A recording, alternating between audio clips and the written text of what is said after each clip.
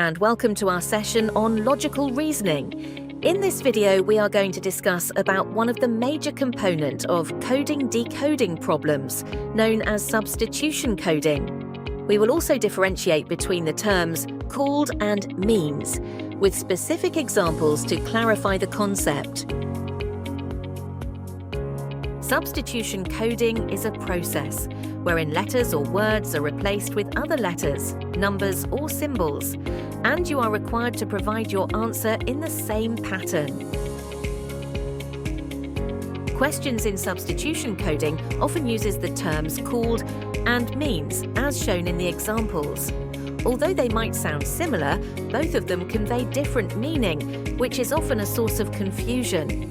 Now, let us understand it by solving some questions.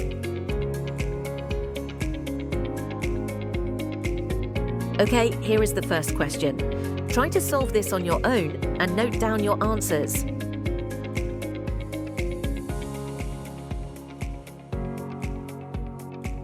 Now let's solve this together. We know that a pencil can be used to write. Now ask yourself, what is a pencil called? Since pencil is called eraser, hence, eraser is the correct answer in this case. Notice the direction of the arrow, as it will be helpful when we solve the other type of question. Now, let us try to solve another similar question.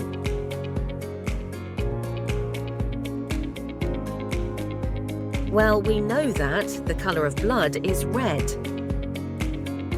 Now, ask yourself, what is red called? Since red is called blue, so blue will be the correct answer. Now that you know how to solve such questions, let us try to solve a different problem. We know that the sun rises in the east.